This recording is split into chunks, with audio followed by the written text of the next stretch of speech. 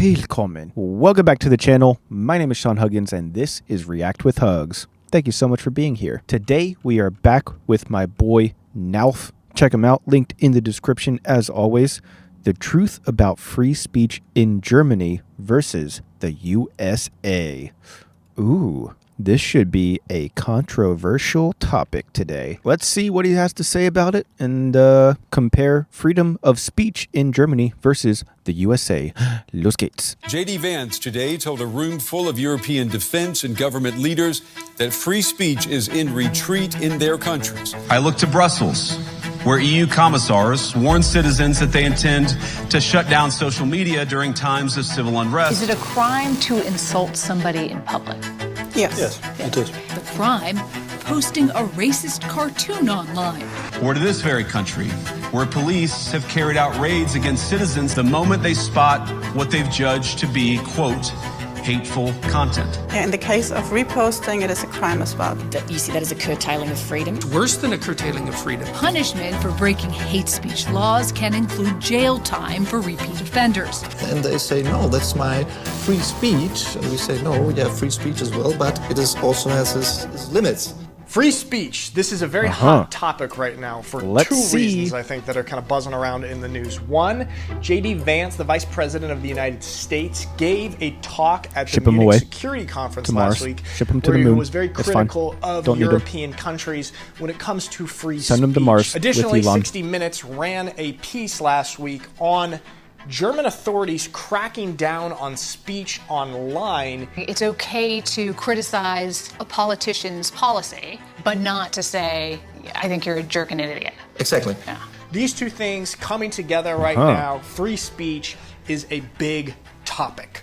So let's speak freely on freedom of speech. So in the United States, it's the First Amendment that guarantees the right to free speech, with very few exceptions. It's one of the broadest protections of expression in the entire world. The exceptions are things like incitement to imminent violence, defamation, or direct threats. Aside from those things, people can say just about anything without having the government interfere.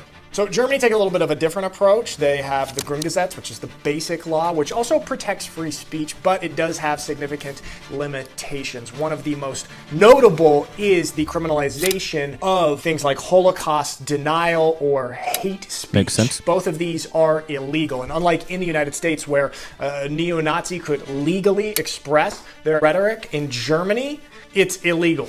Like, there's actually cases in Germany of people going to prison. 93-year-old German jailed again for denying the Holocaust.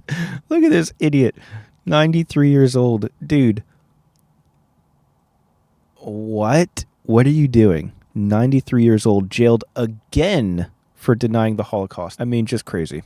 Anyways. Prison for Holocaust denial. Courts in America, particularly the Supreme Court, they have consistently ruled in favor of broad speech protections. There's a few examples of this. Take Brandenburg versus Ohio in 1969, where the court ruled that inflammatory speech, even from the Ku Klux Klan, the leader of the KKK, was protected as long as it didn't directly incite immediate violence. Yeah, that kind of doesn't make any sense, though, because it's definitely inciting violence. It might not be immediate in the sense that it's like, right now, we're going to have violence, but it's definitely inciting violence in the near future.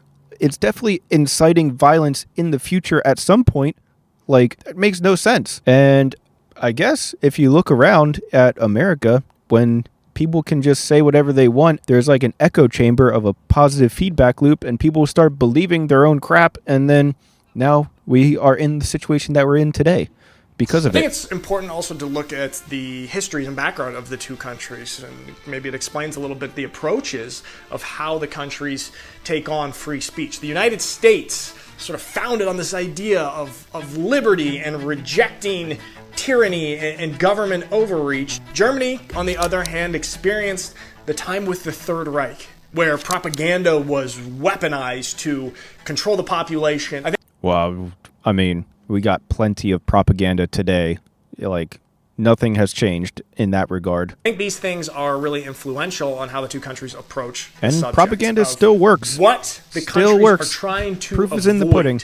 with their laws and their take on free speech. In the United States, even groups that have been the victims of certain speech, they have actually come to the defense of the rights of these groups to express their views. There's a great example of this, the National Socialist Party of America versus the village of Skokie. This is from 1977. In the case, a neo-Nazi group actually planned a march in this town, and it was a town with a very large Jewish population, including many Holocaust survivors even. The ACLU, the American Civil Liberties Union, they actually defended the right for the neo-Nazis to do this march. In that case, the main ACLU lawyer who was defending the neo-Nazis' rights to their speech and their demonstration was Jewish. Interesting.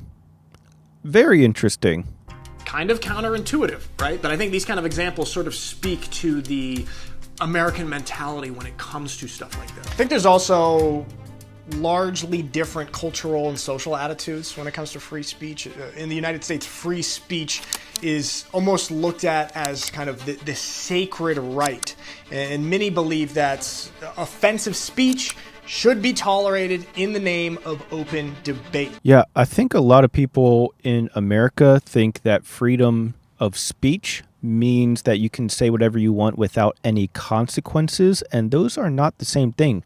You could say whatever you want. That doesn't mean that there won't be consequences for it. You could say it, but you might lose your job, or you might get, punched in the face, or your family might disown you. Who knows? Who knows? You could say it. That doesn't mean that everyone has to accept it, but you could say it. And it even includes controversial ideas from all sides of the political spectrum. Germany, on the other hand, it sees free speech as something that must have sort of a balance and have a collective responsibility from people to maintain order. In fact, many Germans view the restrictions on free speech not as censorship, which is the way a lot of Americans would interpret it, but as something necessary to avoid extremism. Now, this is something that a lot of Americans... I wonder how it's working, though, because AfD, did quite well in the last election, so I don't know. Does it even work, though? I don't know. Often criticize tough these sort of measures. They call this government overreach. Germans tend to see them as necessary safeguards. For example, the comedian Kathy Griffin, a few years ago, she held up a fake severed head of Donald Trump, who was president at the time, and she faced backlash and criticism from people, but she was not legally punished for that because her act was protected. See, that seems like it's inciting violence to me. I mean, a fake severed head of the president, I don't know about that one. That is crazy. That's pretty crazy. Under the First Amendment. Just concepts in the United States that's kind of especially prominent is sort of the marketplace of ideas. By allowing all ideas and speech to be out there in the open, the best ideas will rise to the top. And the people that have sort of these... Well, something rises to the top, and it's sitting in the Oval Office right now. I don't know if that's the best idea, so I don't know if this is working too well. Fringe, crazy ideas, no matter how hateful and harmful they are, in the long run, having everything protected and allowed to be said will allow the best ideas to rise to the top and become mainstream, and the bad ideas to fall away. I think you could kind of look at it as sort of a continuum of free speech, with a country like North Korea on one end that basically has no freedom of speech or expression, and then the United States on the other end that has kind of the most broadly protected free speech and expression. And you can kind of look at it as sort of the idea of absolute free speech would be on this end of the spectrum. And the United States is the closest to that, I would say. Whereas I think an accurate description of Germany's situation may be something like conditional free speech. It's not nearly in the direction of something like North Korea, but it is not as far towards absolute free speech as the United States is.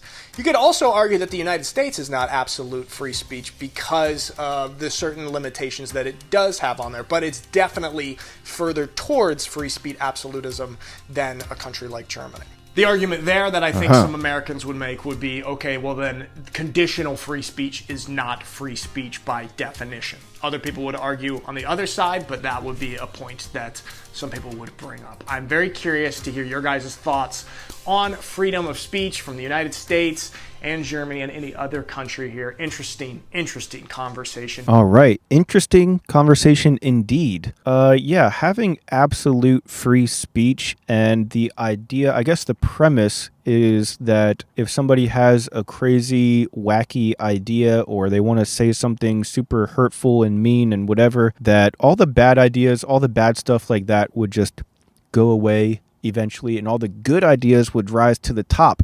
At least that's what he kind of said. That doesn't seem to work at all, because there are a lot of people out there that are too stupid to know the difference, first of all.